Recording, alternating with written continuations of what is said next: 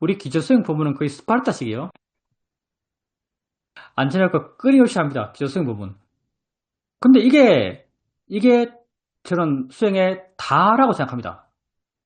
우리가 기초수행 법문에서 했던 그것들이 우리 수행의 모든 것이라고 생각합니다. 물론 제가 이해하고 있는 이런 한계의 범위가 있죠. 내가 이해하고 있는 이런 한계의 범위가 있어요. 최근에 갑자기 내가 내 인생을 한번 돌아봤습니다. 내가 뭐 살지? 이런 생각이 들었어요. 내 사는 게 좀 너무 없게 살거든요. 표현이 이상합니다. 너무 없게 살아요. 하고 싶은 것 없거든요. 하는 것 중에 안 하고 싶은 건 많아요. 안 하고 싶은 건 많습니다. 해야 되니까 하는 게 많죠. 근데 더 하고 싶은 것 없거든요. 내 앞으로 얼마나 화려한 생을 살 것인가? 전혀 그렇지 않아요. 바람이 있는가? 바람도 별로 없어요. 그냥 안정적인 삶, 편안한 삶. 이 정도죠. 건강한 삶에 대한 생각도 별로 없어요. 건강한 삶은 난 디폴트로 생각하는 모양이에요. 아직까지는 그런 것 같아요. 살아왔던 삶, 살았던 삶도 그냥 뭐 그렇게 살아왔죠. 특별한 것도 없고 대단한 것도 없고 그냥 그렇게 살아왔어요. 왜 내가 이런 생각을 했는가? 내가 어느 순간 뭘 깨달았냐면요. 깨달았다 할까요? 뭘 알았냐면요. 내가 내 인생을 살아가지 않습니다. 내가 내 삶이란 말은 좀 애매하긴 한데, 내가 내 삶을 사랑하지 않아요. 아무 생각 없어요. 그럼 난 뭐에 대한 존재의 동기로 살아가는가? 나는 나의 현재를 사랑합니다. 나는 나의 현재를 사랑해요. 이게 진실한 나에 대한 나의 태도더라고요. 내 인생 와닿지 않아요. 내 미래 와닿지 않습니다. 내 과거 있는지도 모르겠어요. 내가 내 인생에 대해서 무슨 마음이 있지? 별 마음이 없어요. 그래서 정말 내가 내 인생을 별로 사랑하지 않는구나. 우리가 삶을 이 현재로 이야기하니까 삶이라면 오해 소지가 있어요. 인생이라면 80년이죠? 70년? 내가 내 인생을 살아가지 않는구나. 그게 정말 마음에 와닿았습니다. 내가 내 인생을 살아가지 않는구나. 내가 살아가는 것은 오직 나의 현재뿐이구나. 그러니까 나의 현재는 정말 사랑해요. 나의 현재 이렇게 있는 거죠. 이렇게 보는 거예요. 이렇게 살아있는 거예요. 이렇게 느끼는 거죠. 이렇게 듣는 거예요. 이렇게 생각하는 거죠. 내 현재의 암들, 현재 이런 남들, 이건 정말 사랑해요. 마음이 따뜻해요. 의미가 느껴져요. 가치가 느껴지고요. 마음이 좋으면 기쁨까지 느껴지죠. 근데 내 인생에 대해서는 아무 생각이 없어요. 요즘은. 돌이켜 생각해서 만약에 내 인생을 사랑한다. 내 인생을 사랑하면 어떻게 될까? 내 인생을 사랑하면 할 게 많습니다. 아마도 내 인생을 살아가면 할 게 많아요. 될 게 많습니다. 생겨야 될 게 많을 거예요. 돼야 될 게 많을 거예요. 이게 어떤 삶이죠? 우리는 알죠? 이게 고통의 삶이죠, 사실은. 이렇게 내가 나를 바라보는 마음의 태도, 내가 내 삶을 바라보는 마음의 태도를 이렇게 확인하니까 이건 약간 내 상태에서 과정이겠지만 아라의 삶, 아라의 삶이 어떻게 살죠? 아라는 그냥 살아요. 죽으면 그냥 죽어요. 그냥 이 순간을 살아요. 아라의 삶에 대해서 이런 말 하죠. 경전을 보면 이렇게 나왔는데 나는 경전을 감성적으로 읽는 사람이었어. 어디에 어떻게 나왔는지 모르겠어요. 아란이 사는 것은 이렇게 묘사되어 있더라고요.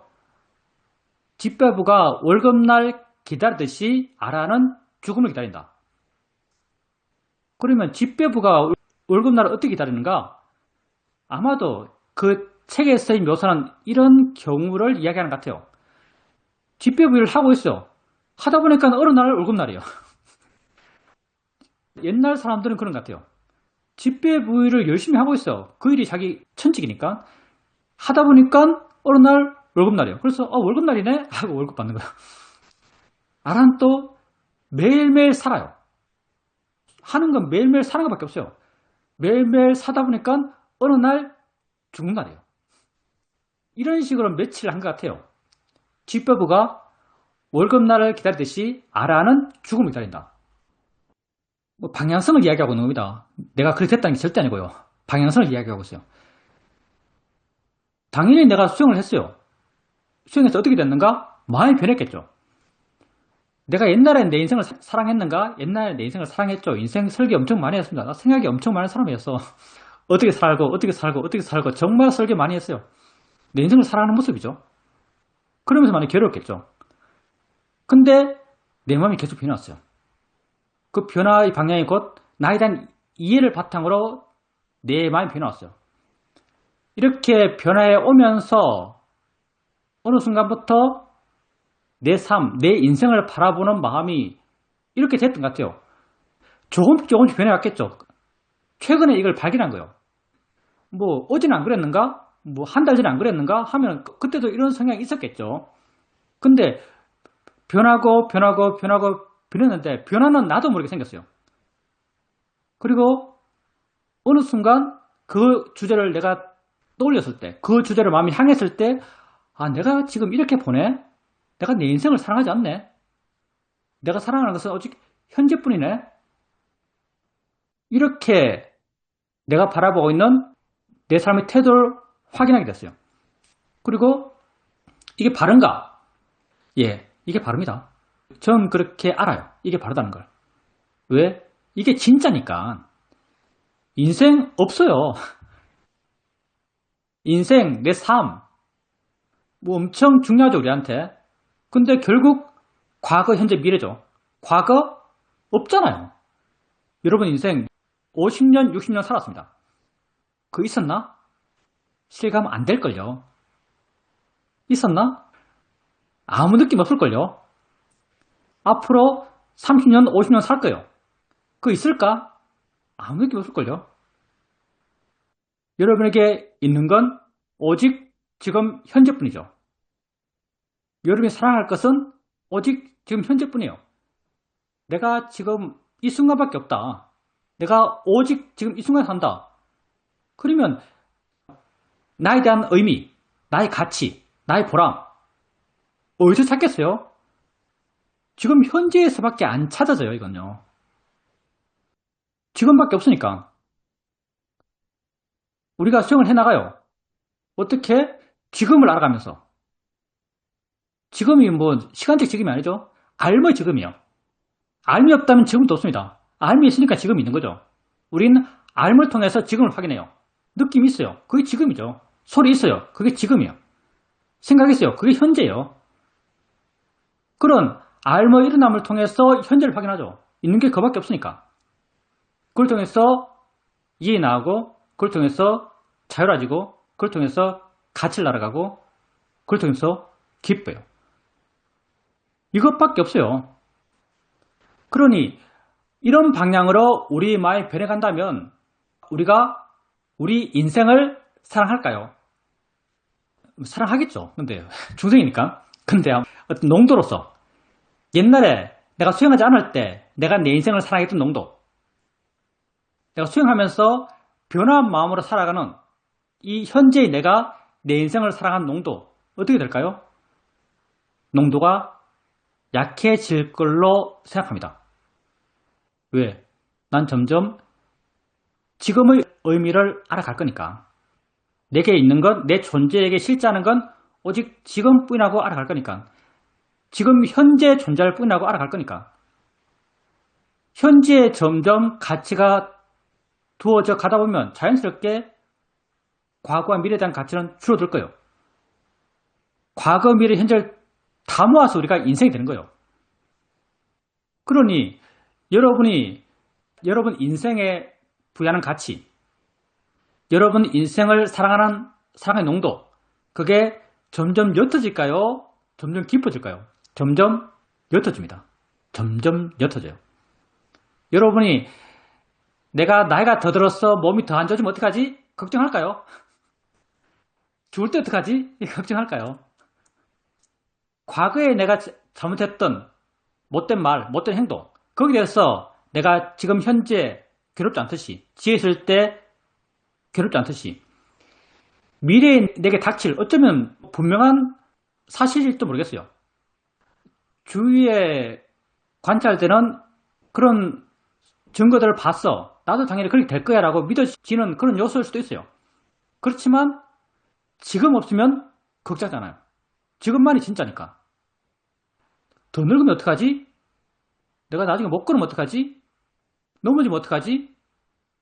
죽으면 어떡하지? 이런 걱정들 점점 안 하게 될 겁니다. 이게 내가 내 인생을 사랑하지 않는 모습이에요. 물론 내 논리 속에서 이야기하고 있는 겁니다. 이게 이 마음만 갖고 누구한테 이야기하면 오해하기 딱 좋아요. 내가 말하고 있는 논리 속에서 이야기하고 있는 겁니다. 이게 내가 내 인생을 사랑하지 않는 모습이에요. 왜냐하면 진짜 사랑할 게 뭔지 알기 때문이에요. 진짜를 알기 때문에 가짜를 사랑하지 않는 거예요. 인생은 가짜입니다. 진짜는 현재고요. 내가 진짜 사랑할 걸 알기 때문에 내가 가짜로 사랑했던 것에서 더 이상 사랑하지 않아요. 그래서 어느 순간 최근이죠. 이번 주 내 살고 있는 모습 보니까 너무 하찮게 살고 있어요. 강아지랑 시간 보내는 게 5시간 되고요. 강아지 밥 주고 산책하고 그게 하루 일과에 한 5시간 됩니다. 일어나서 밥 먹고 엄청 흐름한 데 살고 주위에 산밖에 없고 들리는 건 새소리, 바람소리, 하늘, 나무 이거밖에 없고 내세울 거 하나 없고 어디 하고 싶은 것도 없고 나가서 만나야 될 사람도 없어요. 전화 하루에 한 통도 안 올 때도 있죠.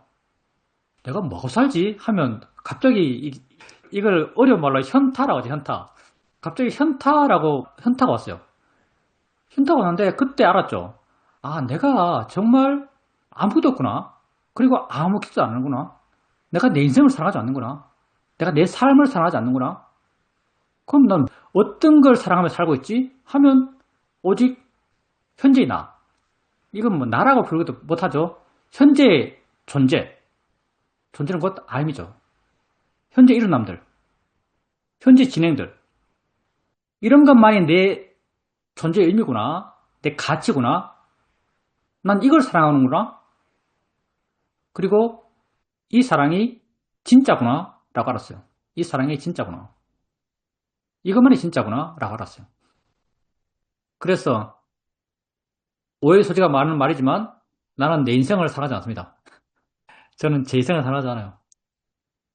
오직 나의 현재를 사랑할 뿐입니다. 아란들도 그렇게 살았던 것 같아요. 아란들의 삶을 생각해보면 물론 저 완벽하지 않습니다. 사랑할 때 많아요. 근데 그때만 그렇게 느꼈어요. 당연히 사랑할 때 많겠죠. 내일 걱정거리 많이 생깁니다. 우리 우물 물 지금 새고 있는데 저거 어떡하지? 라는 걱정을 많이 합니다. 우물 배관에서 뭔가 새고 있는데 못 타도 뭔가 오류가 막 생기는데 그런 걱정 안 할 수가 없죠. 근데 지혜 있을 때 현재의 가치를 알 때 그때는 이런 삶의 의미들 인생에서의 의미 인생의 의미가 현재에만 약해져요. 그래서 여러분은 여러분 인생을 얼마나 사랑하십니까? 여러분 사랑하는 만큼 고통받고 있을 거예요. 아이러니하게도 여러분 인생을 사랑하는 만큼 여러분은 고통받고 있을 겁니다. 질문입니다. 쓰고 있던 노트를 다 써서 남편에게 여분의 노트가 있냐라고 물어봤습니다. 남편이 제게 노트를 한 권 줬는데 그게 표지가 이렇게 저렇게 장식이 되어 있는 그런 노트였습니다. 순간 마음에서 거부하는 마음이 생겼습니다. 그런데 남편이 이거 딸한테서 받은 거야 라고 말했습니다.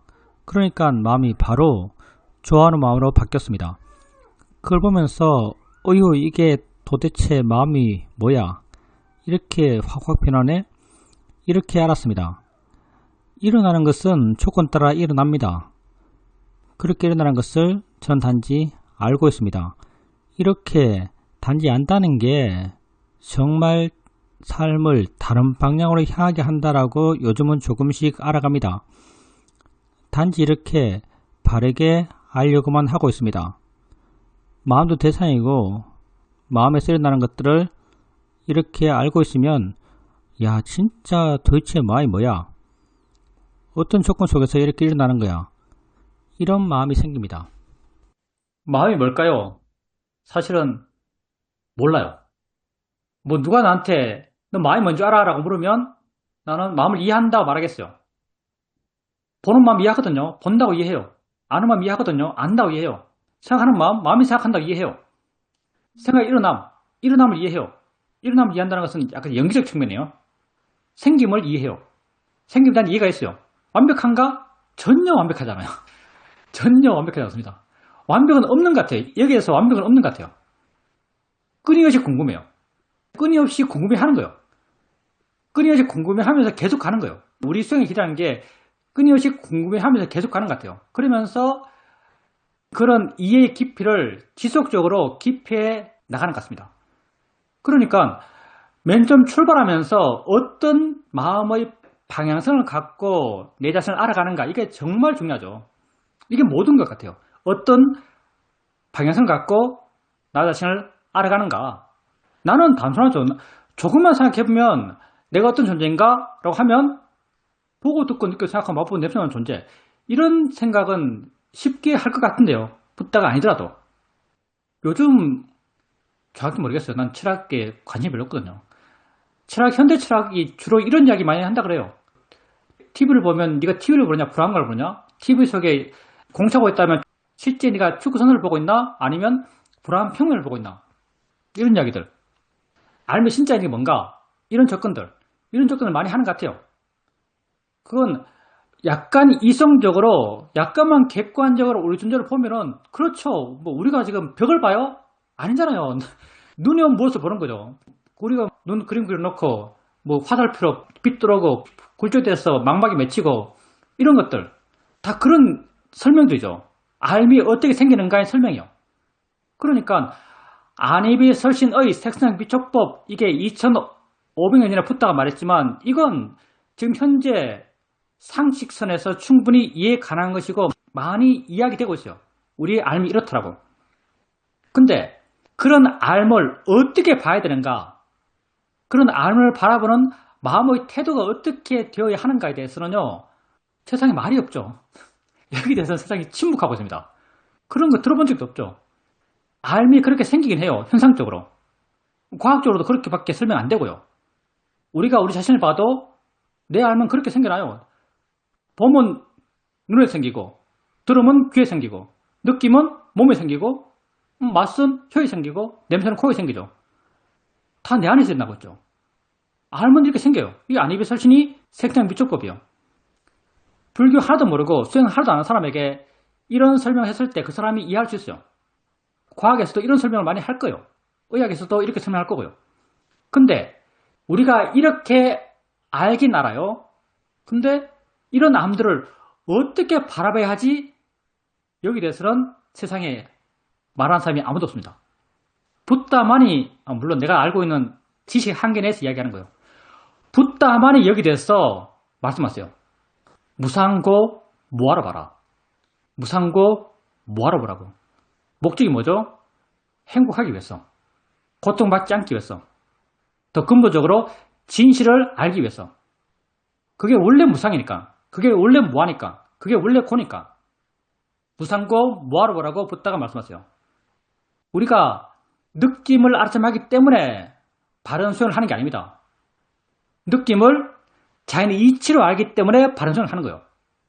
이 하나의 단순한 차이, 물론 거대한 차이지만 어찌면 단순할 수 있죠.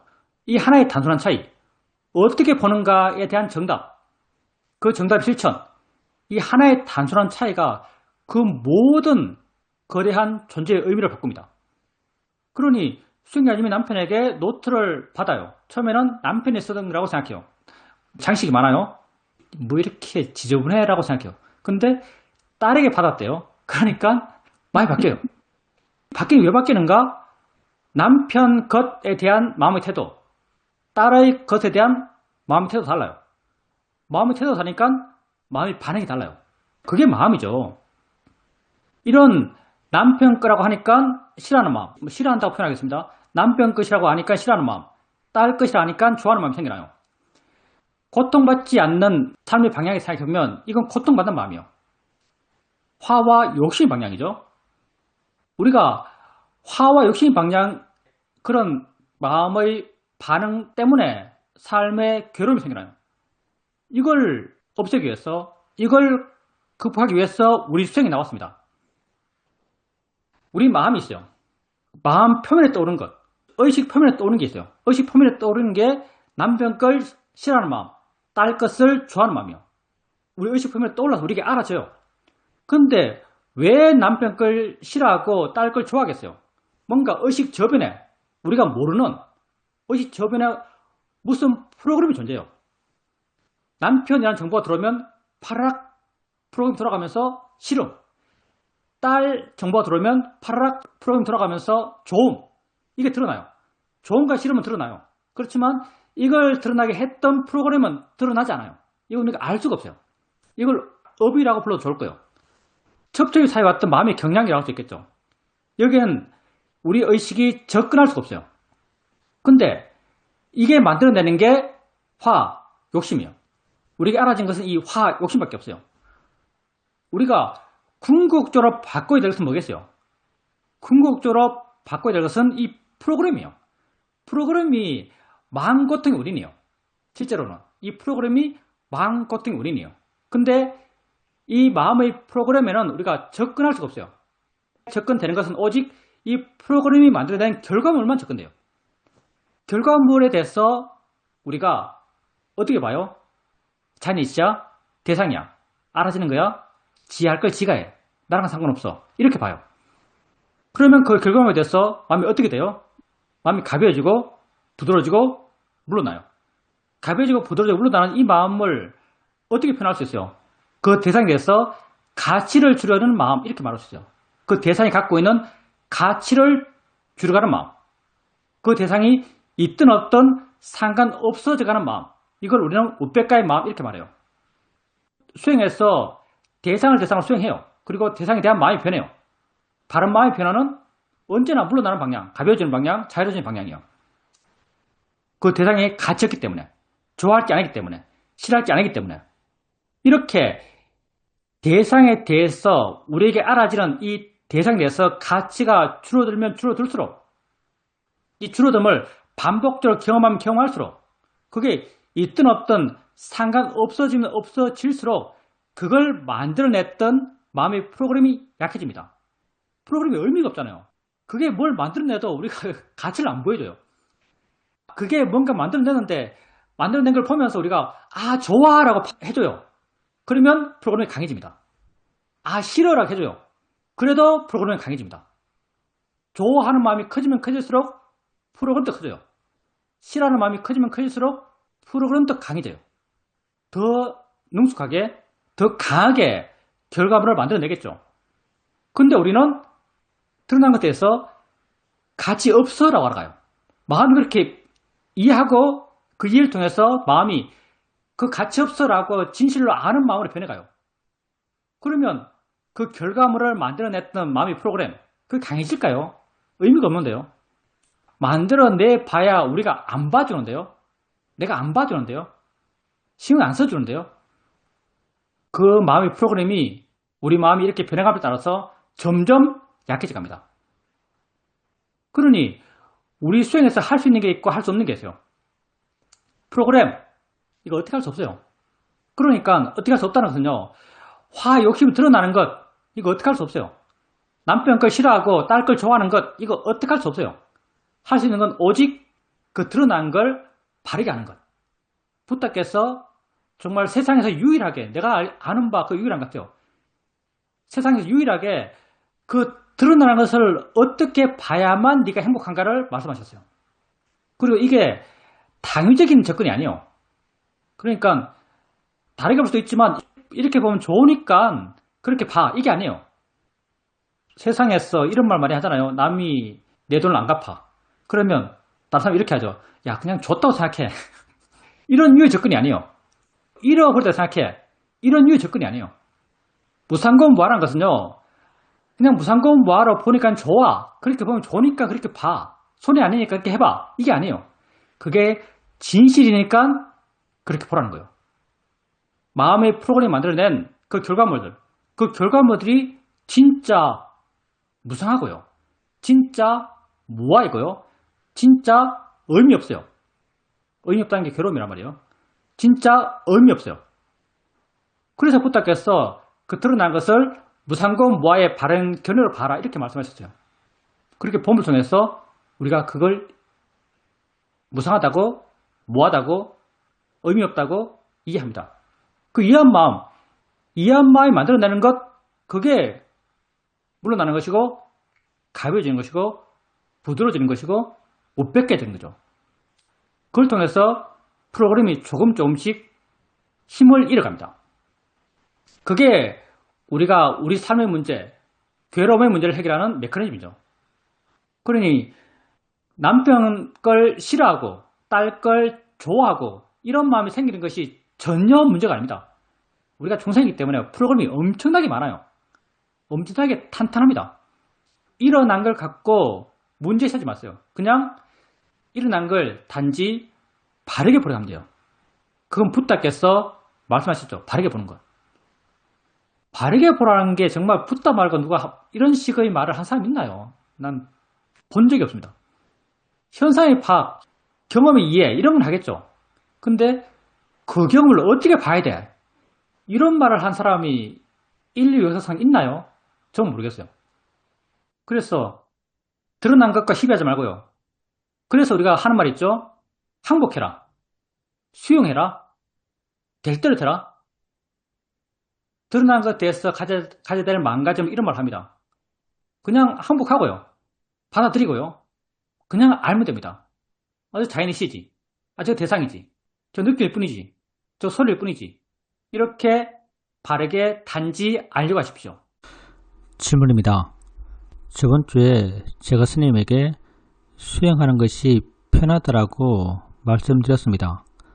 그러니까 스님께서 편하다라는 것보다 마음이 좋다라고 하는 것이 더 적당하고 더 바람직한 수행의 상태다. 이렇게 말씀하셨습니다. 그런 말을 듣고 제 수행을 다시 돌이켜보니까 편하다는 것보다는 마음이 좋다는 게 더 적당하다. 현재 내 상태를 표현하는 데 있어서 마음이 좋다라는 것이 더 적절한 표현이다. 이런 생각이 들었습니다. 저번 인터뷰에서 주차 요원이 요구하는 어떤 대가에 대해서 내가 경험하면서 느꼈던 그런 여러가지 상황들, 거기에 대해서 스님께 말씀드렸는데 사실 제가 전혀 기대하지 않았는데 스님께서 그 상황에 대해서 아주 자세히 아셨고 아주 섬세하게 설명을 하셔서 제가 살짝 놀랐습니다. 어떻게 그때 나의 마음과 상황과 반응과 그런 것에 대해서 그렇게 자세하게 알 수 있었는지 정말 궁금합니다. 도반과 한번 이 이야기를 해본 적도 있는데 도반은 넓게 보셔서 지혜가 있어서 그런 게 아닌가 이런 말을 했습니다. 이번뿐 아니라 여러 번 이런 경험을 했었는데 어떻게 다른 사람의 경험에 대해서 그렇게 잘 아시는지 그게 궁금합니다. 수행은 하던 대로 꾸준히 하고 있습니다. 주말에는 아이가 없어서 저 혼자 있습니다. 저 혼자 있을 때는 좌선하고 경행하고 이걸 번갈아 가면서 쭉 해나갑니다.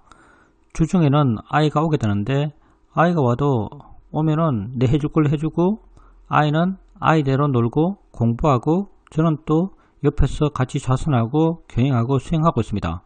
근데 이렇게 아이와 함께 있을 때는 종종 알아차림이 끊어지는 그런 경험을 하게 됩니다. 알아차림이 끊어지면은 그냥 다시 돌아가면 돼. 내가 끊어졌다고 아는 순간 다시 수행하면 돼. 그렇게 다시 수행으로 돌아가려고 합니다. 수행을 하다 보면은 옛날에 아주 좋았던 수행 상태, 아주 좋았던 수행하는 마음이 떠오르기도 합니다. 그런 게 떠오르면 뭔가 내 마음에 경향이 있어서 그러하겠지만 그게 무슨 의미야. 그게 과거일 뿐이지. 난 지금 현재에 있는 것이고 현재 일어나는 것을 바르게 알면 돼 라고 하면서 현재 머물고 현재 알아지는 것을 단지 알며 바르게 알려고 하고 있습니다. 그러면서 수영하는 것이 수영의 목적이다. 이 말이 참 깊이 내게 울림이 있습니다. 그렇게 단지 수행하려고 하고 있습니다. 주차 요원에 대해서 내가 어떻게 그렇게 상세히 아는가? 아주 단순합니다. 내가 한번 지어놓은 게 아니고요. 나도 그런 상황에 그렇게 느끼기 때문이에요. 딴 것도 없어요. 뭐 딴 게 있겠어요? 나도 그런 상황이 되면 그런 마음이 생겨나요. 단지 내가 그런 마음이 생긴다는 걸 아는 거죠. 수영자님이 몰랐다면은 그냥 평상시에도 그렇게 했고 거기에 대한 문제의식이 없고 그냥 문제의식이 없어서 지나갔기 때문에 자기 마음의 진행을 모를 뿐이죠. 저도 만약 그런 경우를 만나면요. 똑같은 마음이 생깁니다. 똑같은 마음이 생겨나요. 뭐 다르겠어 우리가 그렇게 다 중생들인데 같은 상황에서 다 비슷비슷한 마음이 생깁니다. 근데 수행자님 상태 잘 모르겠지만 단지 다를 수 있다면은 내가 그런 마음이 생겼을 때 그런 마음이 생긴 걸 안다는 것. 그래서 그 과정을 알기 때문에 그 과정에 대해서 조금 이야기할 수 있다는 것. 그 정도 차이죠. 실제로 일어나는 마음은 똑같습니다. 사랑과 관련돼서 그런 요구를 받았을 때 마음이 반응하는 것은 다 비슷한 패턴으로 반응하죠. 가급적이면 그냥 부드럽게 넘어가고 싶어 하고요. 만약 부드럽게 넘어가더라도 좋은 마음을 하는 게 아니기 때문에 하고 나도 내 마음이 안 좋아요. 노라고 말해도 그런 억지스러운 것이고요. 굉장히 화로서 할 수밖에 없고요. 마음이 엄청 경직되고요. 그러니 그런 상황은 정말 우리에게 고통밖에 없는 상황이에요. 사실은요. 예를 들어서 다시 얘기한다면 주차 요원이 부당한 요금을 요구해요. 내가 합리적인 내 생각에는 이 부당해요. 그러면 내가 할 수 있는 행동은 두 가지죠. 그냥 달라는 대로 주는 것. 또 다른 건 못 주겠다고 거부하는 것. 달라는 대로 주면 어떻게 진행되는가? 달라는 대로 주면요. 이게 내 마음이 아닌 줄 알면서 하고 있는 거예요. 뭔가 굴종감 느껴져요. 상황에 내가 항복한 듯한 느낌, 졌다는 느낌 있잖아요. 상황에 이끌려서 정하지 못하고 내 손해를 내가 감수한. 그래서 만약 그렇게 주고 나면요, 이런 마음으로 주고 나면 마음이 엄청 안 좋아요. 결코 뭐 여유 있어 그런 게 아니에요. 마음이 엄청 안 좋아져요. 근데 또 안 줘요. 이제 사오는 거죠. 아까 이렇게 있고 밖에 보면 주차요금 얼마 돼 있고 한데 더 줄 이유가 없다. 못 주겠다. 라고 해요. 못 주겠다 하면 이건 아마도 더 괴로울 겁니다. 마음이 정말 강력하게 딱딱해지거든요. 거의 뭐 사람과 싸우는 어떤 그런 어떤 상황이 돼요. 그리고 그때 그렇게 말할 때 진짜 괴롭고요. 상황이 끝나서 나오더라도 마음이 계속 괴로워요. 그러니 그 상황은 우리에게 정말 어려운 상황이요. 보통 마음의 힘을 갖고 있는 사람에게 정말 어려운 상황이에요. 뭘 해도 깨끗하지 않아요. 그때도 말했지만 최선을 한번 상상해 본다면 화 없는 마음으로 노라고 할 수 있는 사람. 난 우리 사회들은 그럴 거라 생각해요. 화 없는 마음으로 가벼운 마음으로 노라고 말하는 사람. 그리고 나와서 잊어버릴 수 있는 사람. 아까 내가 했던 두 가지 행동의 경우의 수. 두 가지 행동의 경우의 수, 그 무엇을 해도요, 그게 끈질기게 우리 밤에 남아있습니다. 계속 안 잊을 거예요. 어쩌면은 밤에 잘 때 그 생각 때문에 한 30분 잠 못 잘 수도 있어요. 그런 경우 많잖아요. 그러니 그 상황이 결코 쉽지 않고요. 내가 이런 이야기를 왜 할 수 있는가라고 말한다면 나도 이렇기 때문에 이런 이야기 할 수 있는 겁니다. 우리가 삶에 사는 경험들이 다 비슷비슷하죠. 나도 이런 경험을 하기 때문에 이런 이야기를 하는 거죠. 그리고 수행이 이어질 때, 수행이 이어지고 현재 일어난 것에 대해서 마음에 관심이 있고, 그리고 수행이 자연스럽고 수행에 대한 노력이 점점 약해지고 하면요, 좋다라는 마음이 생깁니다. 좋다라는 어떤 마음의 무드가 생겨나요. 그게 강력하진 않아요. 그냥 은근하게 깔려있는 듯한 느낌. 좋다라는 어떤 그런 은근하게 깔려있는 느낌. 이게 내 노력이 없는 상태, 내 노력이 최소화된 상태에서도 우리에게 있을 수 있거든요.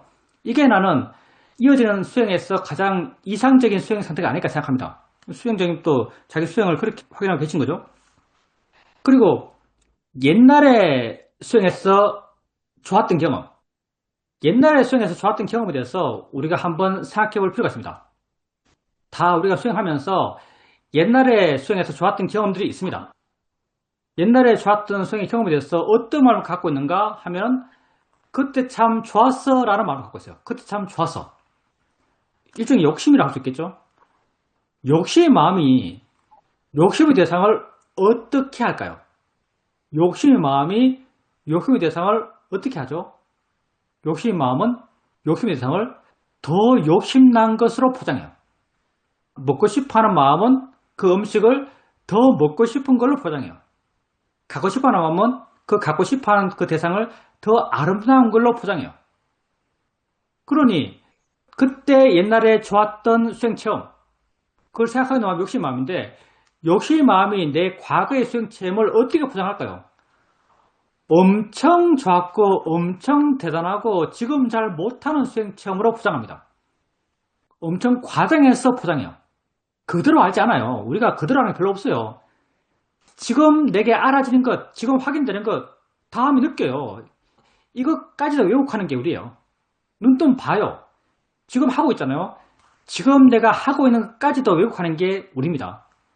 근데 과거의 1년 전의 경험, 뭐 6개월 전의 경험, 거기에 왜곡이 엄청나게 심합니다. 그러니 과거에 내가 좋았던 경험, 그 믿을 게 못 되고요. 그리고 나는 수행해서 하면서 내가 과거에 물론 좋았던 경험이 있어요. 근데 그 좋았던 게 지금보다 더 좋았는가? 지금 내가 현재가 좋다는 생각이 별로 없어요.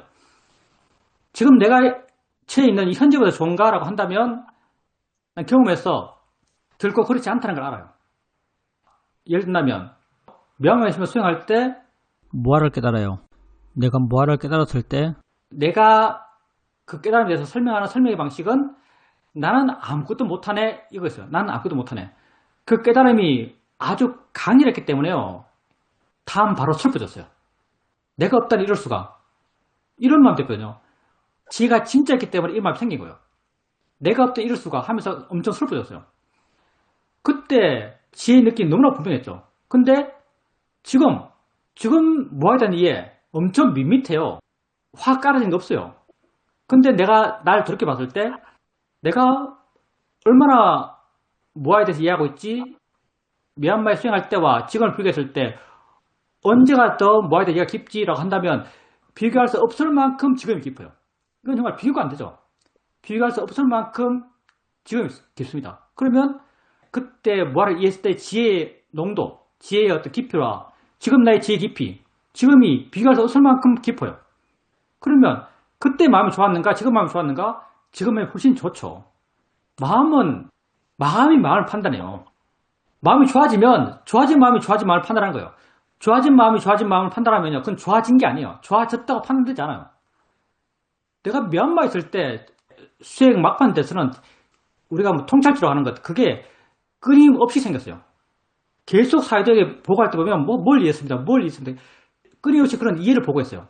왜? 이해가 끊임없이 생겼거든요. 근데 내가 그때 연기를 알았는가? 연기 몰랐어요. 연기는 정말 접근도 못했습니다. 연기에 대한 이해는 접근도 안 됐어요. 연기에 대한 이해가 왜 접근 안 됐는가? 법으로서의 대상을 이해하지 못했어요. 법으로서의 마음을 이해했지만 법으로서의 대상을 이해하지 못했죠. 그러니 법으로서의 대상에 대한 이해가 없으니까 연기가 이해될 리가 없죠. 연기는 접근도 안 됐죠. 근데도 그때는 수행 에너지가 넘쳤어요. 계속 이해가 생겼고요. 새로운 암들이 계속 생겼고요. 그러면 내가 단지 그때 수행사가 좋았어라고 생각해보면 정말 그때가 좋다라고 표현될 수 있어요.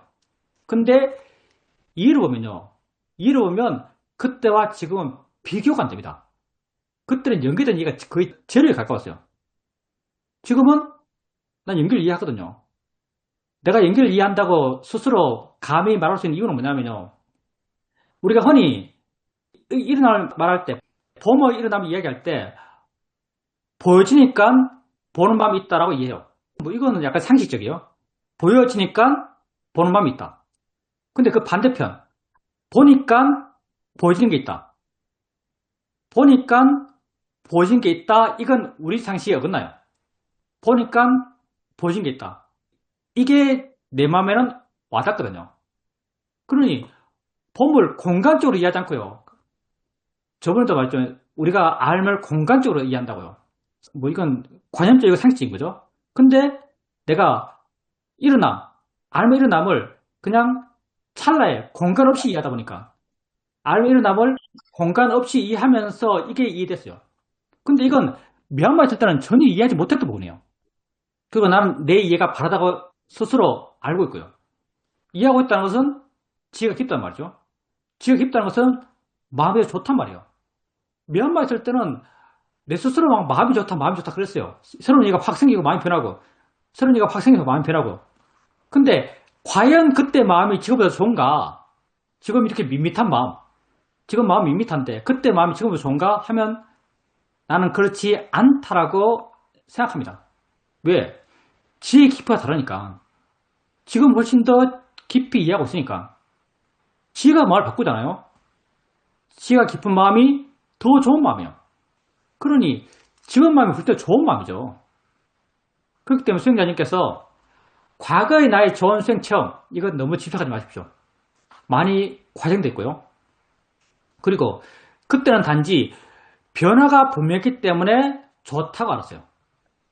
지금은 좋지만 변화가 밋밋하기 때문에 좋은 줄 몰라요. 단지 지금 할 뿐이에요. 수행자님 말씀하셨죠?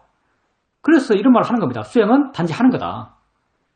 좋은 걸 구한다는 게 구할 수가 없어요. 그냥 할 뿐이에요. 그래서 이런 맥락에서도 수행의 목적은 오직 수행하는 것이다. 이런 말을 할 수 있는 거죠.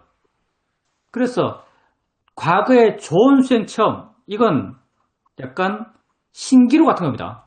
사실이 아니에요. 그리고 마음의 정도, 좋은 마음의 정도는요, 측정될 수 없어요. 그래서 자기를 돌이켜서 약간이나마 측정되는 건 지혜 깊이죠. 예전보다 내 지혜 깊이가 더 깊다라고 한다면요, 그냥 퉁쳐서 결론 내는 거죠. 옛날보다 지금 마음이 더 좋다라고요. 지혜가 깊으면 마음이 좋은 거죠. 그래서 그렇게 단지 수행하는 것, 그게 우리 수행의 목적입니다. 그리고 일상 삶 속에서 알아차림을 해나가시죠. 그러다가 놓쳐요. 왜 놓치는가라고 한번 볼 필요는 있어요. 아마도 왜 놓치는가라고 한다면은 뭔가 신경에 쓰이는 게 있기 때문일 거예요. 주로는 손자가 있을 때는 손자가 신경이 쓸 겁니다. 쟤 공부 잘하고 있나? 하면 놓쳐요. 걔 뭐하고 있지? 하면 놓쳐요. 어쩔 수가 없습니다. 뭐 중생에서 한계죠. 가치가 있기 때문에, 중요하다고 믿기 때문에 마음이 거기에 번뇌스러울 수밖에 없어요. 근데 이렇게 가치 있는 것이 내 주위에 없고 그냥 다 내게 밋밋하고 이럴 때는 알아차림이 계속 이어질 수 있습니다. 마음만 내게 두면 알아차림 되니까. 근데 내가 중요하다는 게 주위에 있으면 또 잃어요. 근데 우리 수행의 방향이 뭐겠어요? 우리 수행의 방향이 알아차린 것에 대해서 부여한 가치를 줄여가는 게 우리 수행이에요. 점점 그렇게 됩니다. 그냥 보면 보일 때 보이는 것에 반응하고요. 말하면 말할 때 말하는 것에 반응하고요. 알아질 때 알아진 것에 반응할 뿐이에요. 근데 지금 수행자님 자기 알아침 놓칠 때 보세요.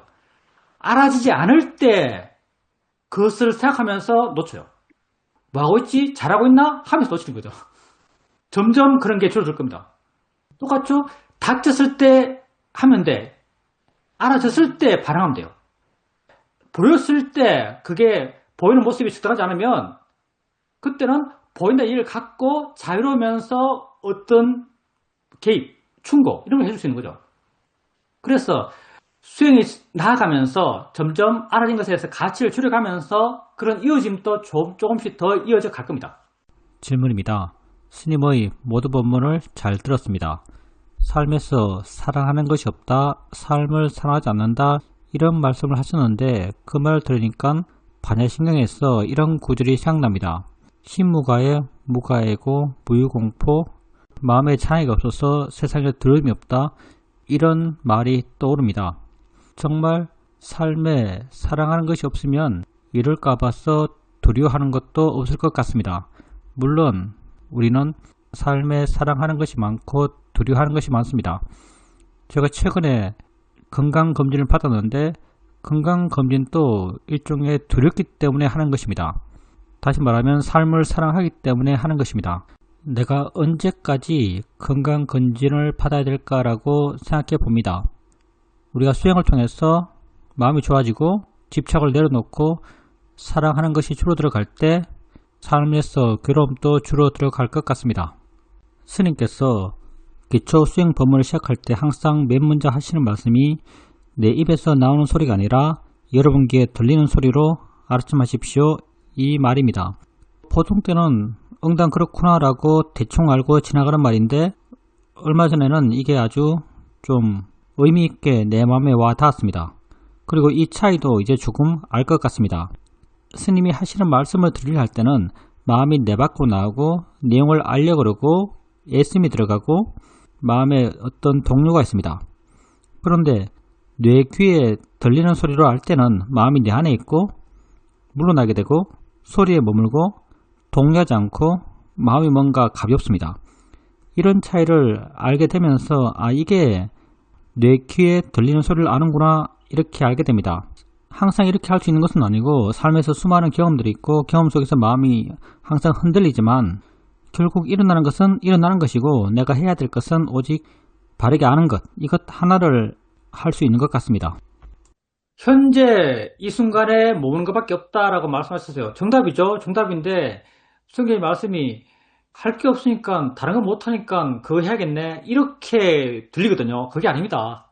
그것밖에 없다는 게요. 그것만이 진실이라는 거예요. 사실은 그것만이 진실. 그것만이 진짜요. 지금이 진짜죠. 단순히 생각해봐도 내가 뭐지? 지금이 이게 나죠. 지금 난 뭐하고 있지? 난 알고 있는 거죠. 이것만이 진실이죠. 어제가 진실이에요? 내일이 진실일까요? 아니요. 지금만이 진실이죠. 지금 있는 마음이 진짜 마음이에요. 지금 있는 느낌이 진짜 느낌이고요. 지금 있는 봄이 진짜 봄이죠. 이것만이 진실이죠. 그러니까 이렇게 현재에 많이 머물고 현재에 있는 걸 알아가는 것 이것밖에 못하지 가 아니고요. 이게 정말 다기 때문에 이게 정말 대단하기 때문에 이게 정말 바르기 때문에 이걸 하라는 거죠. 다른 거 못하니까 이것이라도 해야지 이런 게 아닙니다. 다른 거 못하니까 이것이라도 해야지 이게 아니에요. 그리고 소리는 성경의 말씀이 그대로 맞습니다. 내 입에서 나오는 소리가 아니고 내 귀에 들리는 소리를 알아라 했는데 들리는 소리를 한다면요. 가장 거칠게 이렇게 하는 방식은요. 소리를 귀에서 듣는 거예요.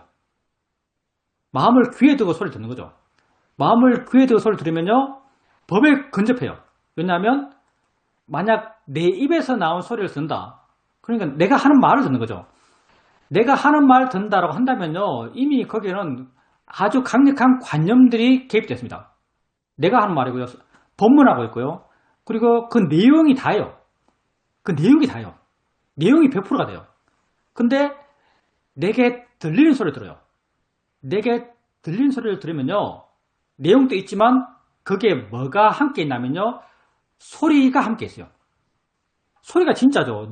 내 삶의 경험에서 소리가 진짜요. 근데 내 귀에 들리는 소리를 들으면요. 거기에 소리가 있어요. 마음이 소리에 어느 정도까지 머물러요. 소리에 머문 만큼 그 내용에 대해서 부여했던 가치가 줄어들어요. 조금씩 법에 근접해가는 거죠. 그래서 승려님께서 마음을 내 안에 두고 내 안에 들리는 소리 그걸 들으면서 내용은 그냥 해석되고 약간 자유로워지고 욕심, 애씀 이게 약해지고 마음이 좀 가벼워지고 그렇게 변했다면 그건 내게 들리는 소리를 바르게 알아침했다라고 말할 수 있습니다. 여기에만 해당되는 게 아니고요.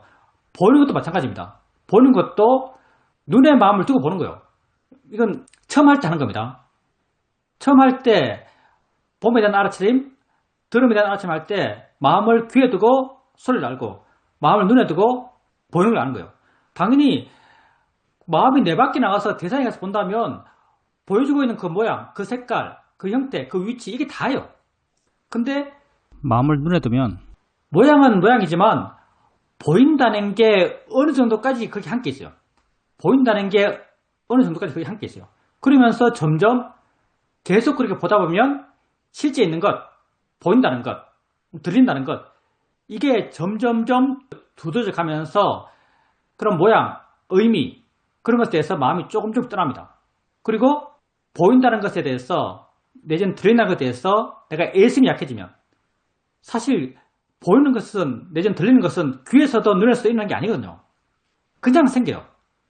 그냥 생기는 거예요. 고막에서 생기는 게 아닙니다. 고막에서 그냥 진동만 있죠. 소리가 있는 게 아니잖아요. 그냥 생겨요.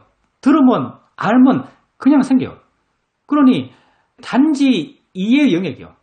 확인의 영역이 아니에요. 근데 우리가 눈에서 귀에서 들을 때는요, 어느 정도 확인이란 것을 좀 내포하면서 해요. 확인이 뭐냐면 나의 노력이죠.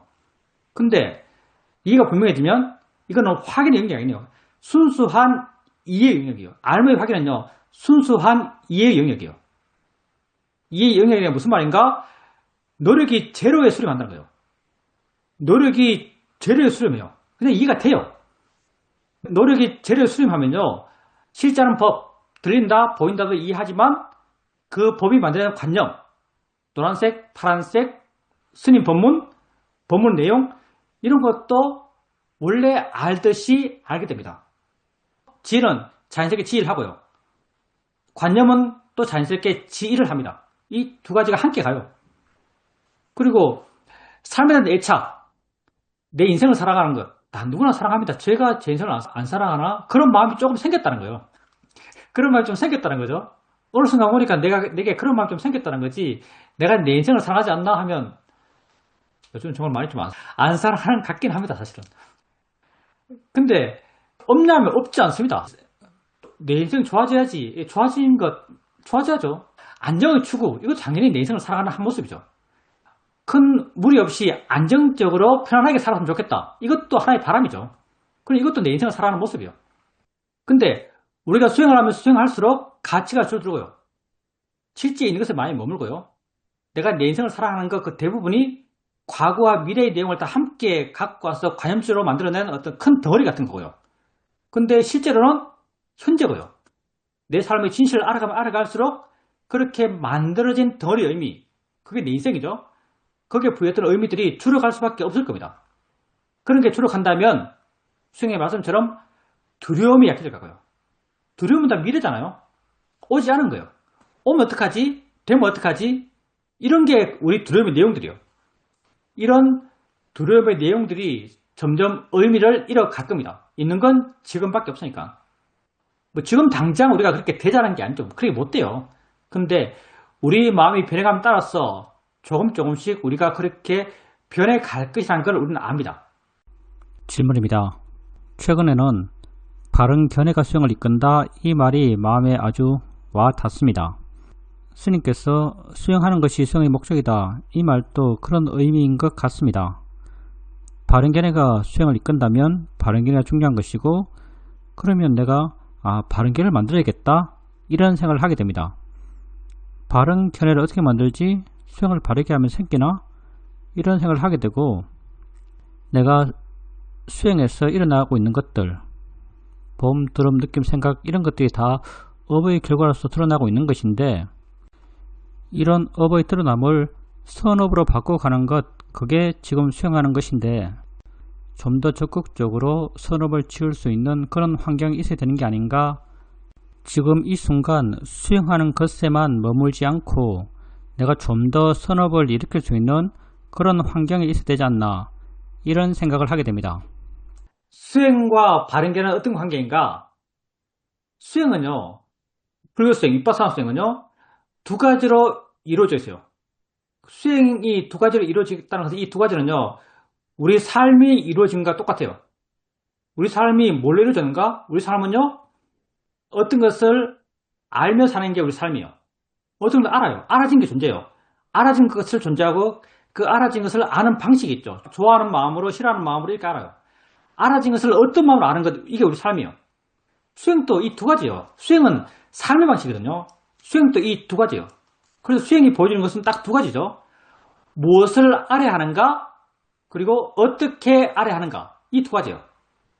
무엇을 알아야 하는가, 어떻게 알아야 하는가, 이 두 가지가 수행이 보여주고 있는 것이죠. 무엇을 알아야 하는가, 이걸 붓다는 법으로 이야기했고요. 어떻게 알아야 되는가, 이걸 붓다는 바른 견해로 이야기했어요. 어떻게 알아야 되는가, 이걸 바른 견해로 이야기했어요. 그러면 무엇을 알아야 되는가, 법으로 이야기했는데 뭔가 우리가 볼 때 볼 뿐이지, 느낄 때 단히 느낄 뿐이지, 소리 들을 때 소리일 뿐이지, 이렇게 하는 것. 소리를 단지 소리로, 모든 느낌을 느낌으로, 모든 생각을 생각으로, 모든 보이는 걸 단지 보이는 걸로, 이게 다 법으로서 대상을 알라고 하는 붓다의 가르침을 말하고 있는 거죠. 그래서 우리가 느낌이 있을 때 단지 느낌이 따라라. 소리 있을 때 단지 소리 따라라. 뭐 생각이 있을 때 단지 생각이 따라라. 이게 다 법으로서 그걸 알게 하기 위한 수행적 지침들이죠. 그게 무엇을 알아야 되는가의 문제고요. 어떻게 알아야 되는가 이 문제는 바른견해요. 그렇게 알아진 것에 대해서 바른견해는 붓다께서 이미 그 방향을 제시하고 있습니다. 스님께서 무엇이 바르지 고민할 필요 없어요. 붓다께서 이미 바른 견해가 뭔지 제시하고 있습니다. 그게 바로 무상고 무아예요. 우리가 절에 다니면 뭐 삼법인 이렇게 하잖아요. 이게 법의 도장이에요. 재행무상, 일체계고, 재본무아 이게 삼법인이죠. 실제하는 법의 일반적 특성으로 붓다께서 이미 제시하고 계세요. 그리고 바라볼 때도 이런 방향으로 보라고 붓다께서 무수히 말하고 있죠. 몸이 영원한가 영원하지 않은가? 영원하지 않습니다. 영원하지 않은 게 괴로움인가 즐거움인가 괴로움입니다. 영원하지 않고 괴로운 것을 너의 것, 너의 진화를 할 수 있는가 할 수 없습니다. 이게 붓다와 비고의 가장 빈번한 문답이죠. 무상고 무아로 봐라. 그래서 우리 무상고 무아라는 말이 조금 와닿지 않기 때문에 이 대신 쓰는 말이 자연의 이치다, 대상이다. 이걸 대신 쓰고 있어요. 그러니 수행자님께서 따로 바른견해 이걸 어디에서 구할 필요 없고요. 그냥 알아진 것에 대해서 자연의 이치야 라고 한다면 자연의 이치의 방향으로 보는 것 이게 바른견해요.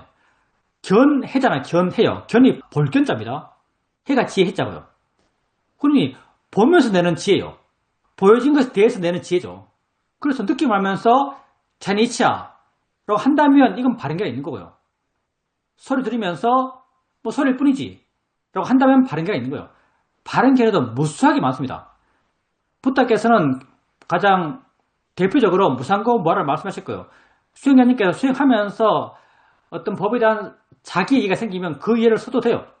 근데 일반적으로 우리가 보편적으로 수행자에게 말하는 바른견의 방향은 자연의 이치다, 대상일 뿐이다. 이 말을 하는 거죠. 그래서 수행자님께서 자기에게 일어난 걸 알면서 자연의 이치야, 대상이야 하고 있다면요. 그건 이미 수행자의 마음에 바른견이 있는 겁니다.